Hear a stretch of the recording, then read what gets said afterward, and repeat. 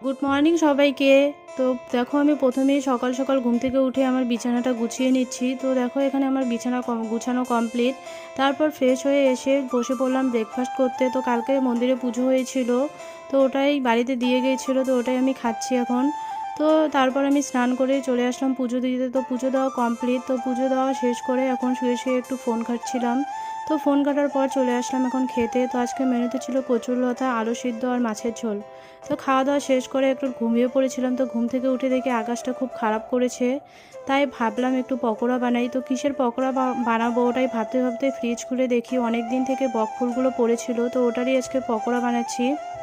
তো এইদিকে আমি চাটাও বসিয়ে দিয়েছি। তো দেখো চা বানানো শেষ, এখন চাটা আমি ছেঁকে নিচ্ছি। তো আজকে সন্ধ্যার টিফিনে ছিল আমার বকফুলের পকোড়া, ভুজিয়া, মুগ ডাল আর বিস্কিট।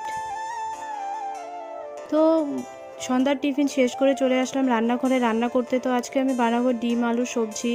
তার জন্য ডিম আর আলু আমি সিদ্ধ করতে বসিয়ে দিলাম। তো সিদ্ধ হয়ে গেছে, তো এখানে আমি ওগুলো ছিলে নিচ্ছি। তার সাইডে আমি এখানে কড়াই বসিয়ে দিয়েছি বরবটি আলু ভাজার জন্য। তো বরবটি আলু ভাজা শেষ হয়ে গেছে আমার, তার জন্য তো এখন আমি ডিমটা বসিয়ে দিয়েছি ভাজার জন্য। তো ডিম ভাজা হয়ে গেছে, এখানে আমি ডিমের ঝোল বানাবো, তার জন্য মশলাটা এখানে কষিয়ে নিচ্ছি। তার সাইডে আমি এখানে ভাত বসিয়ে দিয়েছিলাম। তো দেখো আমার ডিম আলুর ঝোল হয়ে গেছে।